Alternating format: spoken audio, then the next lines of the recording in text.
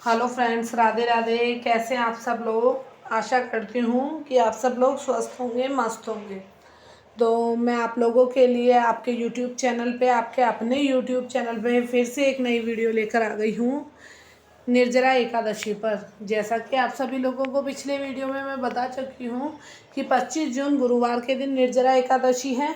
तो आप लोगों में से कितने लोग व्रत कर रहे हैं? तो इस वीडियो में मैं आप लोगों को बताऊंगी निर्जला एकादशी पर किए जाने वाले महादान की, घड़ा दान की, मतलब हमें 35 घड़ों का दान किस तरह निर्जला एकादशी पर करना चाहिए।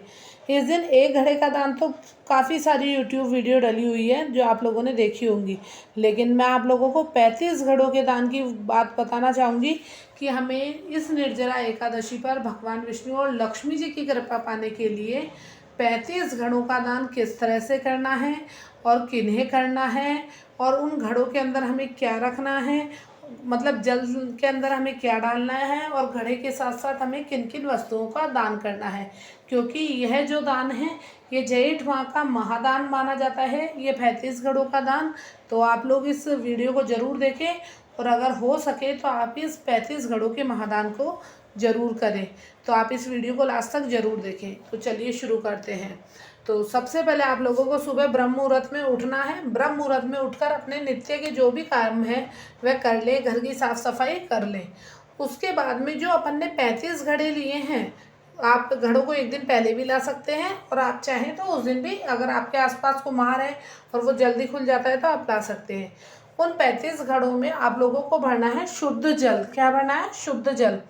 तो शुद्ध जल से हमें घड़े भरने हैं। अगर आपके पास घर में नल आता है, मतलब सुबह पानी आता है, तो उस पानी से भर लें। नहीं, आप लोगों को किसी, मान लीजिए आपके आसपास में कोई बोरवेल है, वहाँ से भर लें।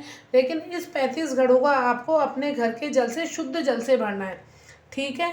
अब हमने 35 घड़े शुद्ध जल से भरकर रख दिए। आप इन घड़ों को मतलब है ना, ऐसी स्थान पर रखें जहाँ मतलब इनको थोड़ा आसन दे, जिससे कि पानी गुड़ के नहीं, मतलब घड़ा जब अपन रखते हैं तो थोड़ा सा हिलता गिरता ना, बिल्कुल सावधानी से आप इन घड़ों को रखें पानी भरकर। अब हमने घड़ों के पानी भर दिया है। उसके बाद में हमें क्या करना है? इन घड़ों के तिलक करना है, घड़ों की पूजा करनी है।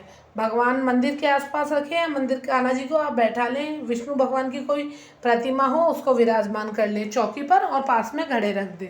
ठीक है। अब उसके बाद में इन 35 घड़ों के हमें करना है तिलक। आप चाहें तो तिलक कर सकते हैं रोली हल्दी का, और आप चाहें तो साथिया भी बना सकते हैं। जैसा आपके पास समय हो वैसी पूजा आप करें, पर ये दान जरूर करें। उसके बाद में हम सब ने 35 घड़ों पे तिलक से इनकी पूजा कर दी, तिलक लगा दिया, स्वास्तिक बना दिया। उसके बाद में हमें घड़ों के कंठ पर मोली का धागा बांधना है। क्या बांधना है? मोली का धागा। क्योंकि घड़ों का कंठ कभी सूना नहीं रखा जाता। और अब मैं आगे आप लोगों को बताने वाली हूँ कि जो घड़ों में हमने जल भरा है उसके अंदर हमें क्या डालना है। कई सारे वीडियो में आपने देखा होगा कि मीठा जल दान करना चाहिए, घड़ों में शरबत भर दे, घड़े में चीनी भर दे। तो हमें ऐसा कुछ नहीं करना। मीठा जल दान करना चाहिए, ये बात सत्य है, लेकिन हमें, अगर हम मीठा जल घड़े में भर देते हैं तो वह घड़ा खराब हो जाता है। ज़्यादा मीठा, मतलब शरबत भर दिया, कुछ कर दिया, तो हमें 2-4 दाने, इन सभी 35 घड़ों में 2-4 दाने चीनी के डालने हैं, जिससे कि वह मीठा जल कहलाएगा। और बाकी आपको इन घड़ों के ऊपर ढकने की, वो आप मिट्टी की सुराही वहाँ कुम्हार से ही ले लें। उनके ऊपर हमें 250 ग्राम, आधी किलो, 1 किलो, जितनी आपकी श्रद्धा हो उतनी चीनी आप घड़ों पर रख दें। अब चीनी तो आपने रख दी, चीनी के साथ साथ हमें और क्या रखना है? तो चीनी के साथ साथ, जैसा कि आप लोगों को पता है कि इस गुरुवार को, इस निर्जला एकादशी को गुरुवार का दिन है। काफ़ी सारे लोग गुरुवार का व्रत भी करते होंगे और काफ़ी सारे लोग नहीं भी करते होंगे, एकादशी का व्रत होगा जिनका। और अगर कई लोग व्रत नहीं भी करते हैं तो भी वो ये दान कर सकते हैं। एक पीले वस्त्र का दान करें, क्योंकि इस दिन गुरुवार है, तो पीले वस्त्र का अपने आप में विशेष महत्व है। ठीक है।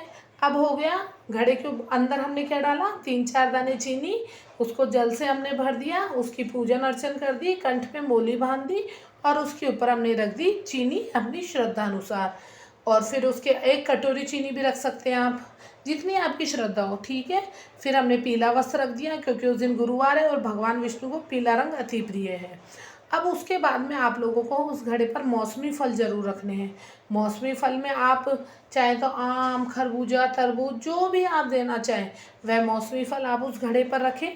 मौसमी फल के बाद में आप लोगों को एक बीजना जानते होंगे, पंखी जो बनी हुई आती है बाँस की पंखी, वह भी इन घड़ों के साथ दान करें, 35 घड़ों के साथ, क्योंकि इससे माता लक्ष्मी का रूप होती है, वो माता लक्ष्मी इससे बहुत प्रसन्न होती है।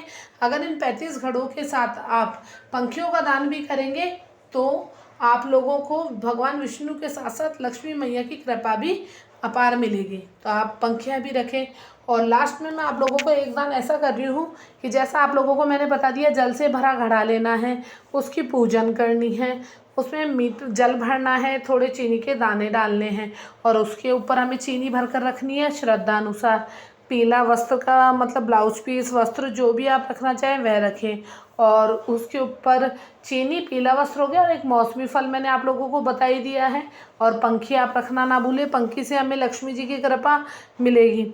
और अब सबसे बड़ा जो दान की चीज़ है वह है दक्षिणा, क्योंकि मैं हर वीडियो में बताती हूँ दक्षिणा के बिना कोई सा भी दान पूरा नहीं माना जाता। तो आप दक्षिणा रखना ना भूलें। दक्षिणा रखने से ही आपका यह दान पूर्ण होगा। अगर आपके दान में कोई भी कमी होगी तो वह उस चीज़ की पूर्ति दक्षिणा कर देती है। तो आप इस एकादशी पर, निर्जला एकादशी का मौका हमें साल में एक बार ही मिलता है, तो ये 35 घड़ों का दान जरूर करें और भगवान विष्णु को और माता लक्ष्मी को प्रसन्न करें।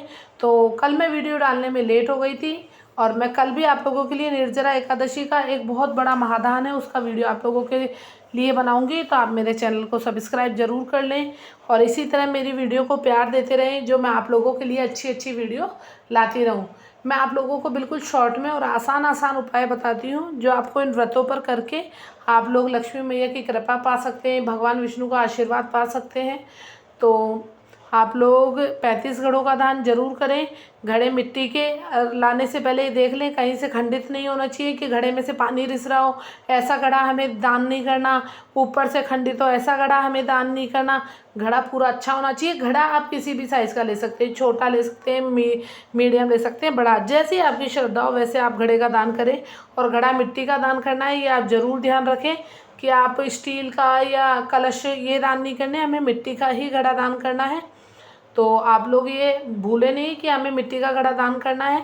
और घड़ा आप लोग एक दिन पहले लाकर भर लें और इसको अपने किसी सबसे पहले आप लोग ये दान अपने आसपास के मंदिरों में रख कर आएँ। जो वहाँ कोई भक्त आएंगे उनकी प्यास बुझेगी। आपके आसपास प्याऊ है तो भी आप वहाँ ये घड़े रख कर आ सकते हैं। और मंदिर में और प्याऊ पर रखने के बाद में मान लीजिए कोई ज़रूरतमंद है, कोई गरीब आदमी है जिसको ज़रूरत है, तो आप उन्हें भी ये घड़े दे सकते हैं। और जो आपके आसपास में कोई मानधान रहता हो, कोई ननद हो, आपके पड़ोस में आपसे कोई बड़ा हो, उनको भी आप ये घड़ों का दान दे सकते हैं। तो आप इस एकादशी पर ये घड़ों का महादान करना ना भूलें। मैंने टाइम से आप लोगों के लिए वीडियो बना दी है, तो आप इस निर्जला एकादशी पर 35 घड़ों का महादान जरूर करें। कल मैं फिर से आप लोगों के साथ एक नई वीडियो के साथ मिलूँगी। तो आप मेरे चैनल को सब्सक्राइब जरूर कर लें और कमेंट में आप लोग राधे राधे लिखना ना भूलें। चाहे आप राधे राधे लिखें, श्री शिवाय नमस्तुभ्यम लिखें, क्योंकि हम भी मेहनत से आप लोगों के लिए वीडियो बनाते हैं। आप लोगों के सपोर्ट की हमें भी काफ़ी ज़रूरत है। तो जय श्री राधे, राधे राधे।